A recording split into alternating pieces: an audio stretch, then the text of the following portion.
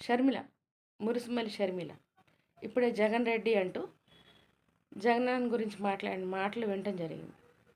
విన్నంతసేపు ఆమె మీద జాలి తప్ప ఏమీ లేదు. ఎందుకంటే తెలంగాణలో ఆమె వైఎస్ఆర్టీపీ పార్టీ పెట్టినప్పుడు అనేక మంది వెళ్ళి ఆమెను కలిసాం. నిజంగానే రాజన్న రాజ్యం తీసుకొస్తుంది కాబట్టి కుల మత జాతి భేదాలు లేకుండా అందరికీ సాయం చేస్తుంది కాబోలు అని ఎంతోమంది దళితులు ఆమెను నమ్మి ఆమెతో పాటు పాదయాత్ర చేశారు. లక్షలు ఖర్చు పెట్టారు. ఆమె బీఫామ్ ఇస్తుంది అనుకుని నమ్మి పోటీలో నిలబడాలని కలలు కన్న వాళ్ళు సడన్గా ఆమె తీసుకున్న నిర్ణయానికి అవాక్కయి ఏమీ అనలేకుండా ప్రాణం కోల్పోయిన వ్యక్తులు కూడా ఉన్నారు ఇక్కడ. అవన్నీ మేము ఇంకా మర్చిపోకముందే ఆమె ఇప్పుడు ఈరోజు ఆంధ్రాలోకి వెళ్ళిపోయి సడన్గా ఊడిపడి కాంగ్రెస్ ప్రెసిడెంట్గా ఆ మాట్లాడుతున్న మాటలు ఎంత అవివేకంగా అర్ధరహితంగా ఉన్నాయంటే ప్రపంచంలో ఎవరు విన్నా జాలి పట్టం తప్ప ఏం చేయలేరు.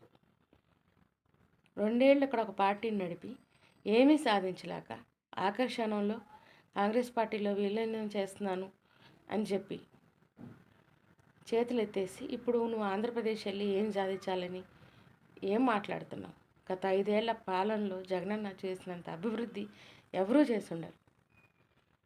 ఇండస్ట్రీస్ విషయమైన ఎగ్జాంపుల్ యోకోహోమా టైర్స్ కానీ ఇన్ఫోసిస్ కంపెనీస్ కానీ అన్నిటికన్నా మించి బల్క్ డ్రగ్ పార్క్ ఎన్ని రాష్ట్రాలు పోటీ పడ్డా కూడా రాలేదు, ఆంధ్రప్రదేశ్కి వచ్చింది. అందువల్ల ఎన్ని వేల మందికి ఉద్యోగ అవకాశాలు అది తెలుసు. ఆ బల్క్ డ్రగ్ పార్క్ గురించి ఐడియా ఉన్న వాళ్ళకే తెలుస్తుంది. పోర్ట్స్ అయినా మెడికల్ కాలేజెస్ అయినా ఒక్కటేంటి, జగనన్న చేతల మనిషి. విజువల్స్ చూపించి గ్రాఫిక్స్ చూపించి కోట్లు మింగేసే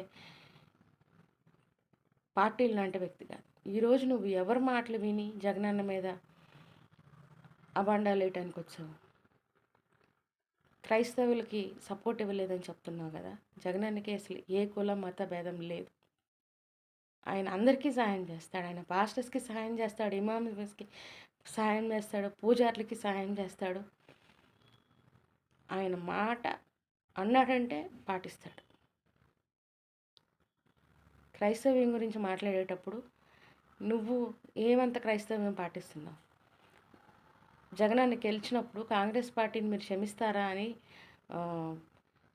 నేషనల్ టీవీ వాళ్ళు అడిగితే నేను లార్డ్స్ ప్రేయర్ చేసుకుంటాను, పాపములు ఎదుటి వాళ్ళ పాపాలు క్షమించమని, తప్పులు క్షమించమని బైబిల్లో రాసింది, నేను క్షమించి వాళ్ళని వదిలేస్తాను అన్నాడు. కానీ నీలాగా శత్రువు పక్కన చేరి సొంత కుటుంబంలో సొంత అన్నని వేధిస్తానని అనలేదు, చేయలేదు. నువ్వు క్రైస్తవం గురించి మాట్లాడుతున్నావా? ఏ అర్హత ఉంది? కుల మత భేదాలు లేకుండా పాలించే జగనన్నకి వచ్చి రావడంతోనే దళితుల మధ్య క్రిస్టియన్ ఓట్లు చీల్చడానికి క్రిస్టియన్స్ గురించి నువ్వేం మాట్లాడట్లేదు జగన్ రెడ్డి అని మాట్లాడే నీకు నక్కకి నాకు లోకానికి ఉన్న తేడా ఉంది. షర్మిల జగనన్న కోసం ప్రాణాలు పెట్టే వేల మంది, లక్షల మంది కార్యకర్తలు ఉన్నారు. ఇన్నాళ్ళు రాజన్న కూతురు అని మేము గౌరవిస్తూ వచ్చాం. అన్నిటికన్నా మించి జగనన్న నిన్ను తన సొంత పెద్ద కూతురు అన్న సందర్భాలు కూడా ఉన్నాయి. ఇప్పటికీ నేను జగనన్న కూతురుగానే చూస్తాడు. నీలాగా ప్రతిపక్షాల్లో పచ్చ పార్టీల్లో చేరి వాళ్ళకి ఇంటర్వ్యూలు ఇచ్చి వాళ్ళని ఆహ్వానాలకు పిలిచి పెళ్ళిళ్ళకి ఆహ్వానాలు పిలిచి వాళ్ళ స్క్రిప్టెడ్తో నడిచి సొంత అన్నకే ద్రోహం చేసే వ్యక్తిత్వం కాదు జగనన్న. అది గుర్తుపెట్టుకొని. అండ్ అప్పుల విషయం మాట్లాడుతున్నావు కదా, పార్లమెంట్లో నిర్మలా సీతారామన్ గారే చెప్పారు, ఆర్థిక సౌలభ్యాలు